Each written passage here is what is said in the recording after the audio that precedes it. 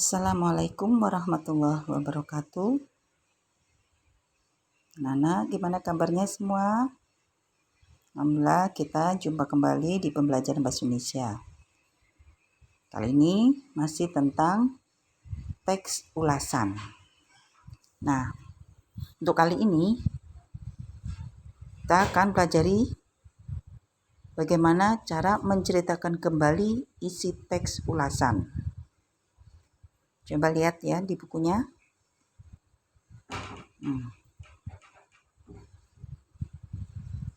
Menceritakan kembali sebuah isi teks ulasan merupakan salah satu cara untuk memahami teks lebih mendalam. Nah, ini nanti anak-anak bisa mengenal karakteristik dan ciri-ciri teks ulasan sehingga dapat jadikan rujukan ketika menyusun teks ulasan. Maksudnya apa? Arti pentingnya apa? Pada bagian sebelumnya, anak-anak udah tahu tuh, kemarin udah membuat ringkasan juga tentang teks ulasan. Itu teks yang berisi penilaian terhadap suatu hasil karya seni. Udah ya. Kemudian teks ulasan ini nanti bisa bermanfaat bagi siapa saja. Bagi penulisnya, penulis dari karya sastra tersebut, kemudian bagi pengulasnya, misalnya di sini siapa pengulasnya, bisa kamu, bisa orang lain, dan juga bagi pembaca. Membaca apa? Baca karya seninya tadi. Bagi penulis apa maksudnya?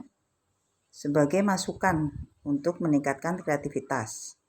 Jadi misalnya anak-anak sebagai penulisnya, penulis puisi, dengan adanya teks ulasan, nanti karya sastramu, puisimu, atau mungkin karya sastra yang lainnya bisa lebih bagus lagi. Juga bagi pengulas yang membuat teks ulasan tadi. Misalnya ada karya seni, kemudian diulas. Nah, bagi pengulas tadi, itu sebagai sarana menambah rasa percaya diri. Oh, kamu bisa kok kritik, hampir seperti kritik ya, tapi di sini bukan tendensi. Ini ada kelebihan kekurangannya. Itu bisa jadi percaya diri pengulas lebih bagus lagi. Kemudian juga bagi pembaca. Sebagai apa? Sebagai alat rujukan dalam memahami dan menikmati karya seni yang diulas. Jadi misalnya ada temanmu sebagai penulis, kemudian kamu yang mengulasnya. Nah, misalnya teman yang lain atau ibu sebagai pembacanya. Nah, sebagai pembaca tadi, ibu mau, misalnya ibu mau baca teks puisi. Ibu mau baca puisi atau karya seni. Puisi yang berjudul ini atau novel ini. Tapi ibu belum tahu bagus apa enggak ya, ini masuk di akal enggak. Nah, kamu yang mengulas puisi ini atau teks karya sastra ini, kelebihannya, kekurangannya di sini. Nah, dari situ ibu nanti atau temanmu yang akan membaca, oh iya bagus, baiklah saya baca, atau saya jadi ada keinginan untuk membaca atau memahami. Nah, ya, itu ada kelebihan, maksud, arti bagi penulis, pengulas, dan pembaca.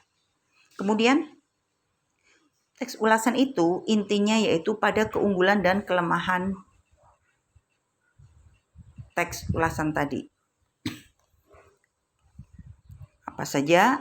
Nah, intinya tadi ya, keunggulan dan kelemahan karya seni yang diulas. Pengulas harus memberi alasan-alasan pendukung yang kuat dan meyakinkan.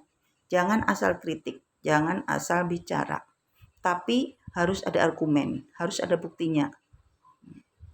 Jangan mentang-mentang misalnya kamu tidak suka dengan seorang, dengan karya sastranya, karya seninya, kamu bilang itu tidak bagus, itu jelek, itu ini.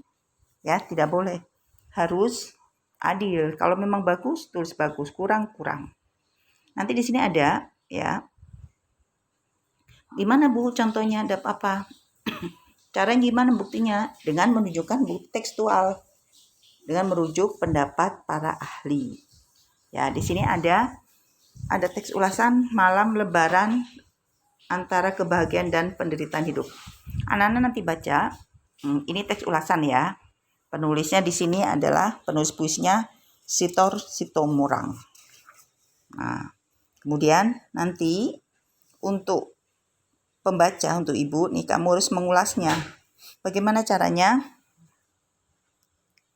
Kamu membaca teks ulasan berulang-ulang agar dapat memahami isi teks itu, ya. Bacanya jangan sekali sampai kamu benar-benar paham. Kemudian mencatat butir-butir pokok teks yang tersirat pada tiap paragrafnya. Kemarin sudah mencari gagasan pokok. Mencatat kelebihan kekurangannya pada materi yang dipaparkan. Di sini puisinya tidak ada, tapi udah dalam bentuk teks ulasan ya. Kemudian merangkai butir-butir pokok tersebut. Paham ya? Jadi nanti aktivitas itu kamu kerjakan. Ini sebetulnya kelompok, tapi karena pandemi ini ibu minta satu anak satu. Ya, langsung di teks ulasan sebutkan gagasan pokoknya, kemudian kelebihan kekurangannya, dan kamu tulis dirangkai dalam paragraf. Kirim ke ibu, jangan lupa lewat Classroom. Kemarin banyak yang belum kumpulkan, khususnya di kelas 6B. Kelas 8B. Kemarin 8A biasanya yang jarang, sekarang 8B yang jarang mengumpulkan. Ya, itu aja dari ibu. Nanti kalau ada yang belum paham bisa ditanyakan. Ya, sampai di sini dulu pembelajaran kali ini. Bu akhiri, Assalamualaikum warahmatullahi wabarakatuh.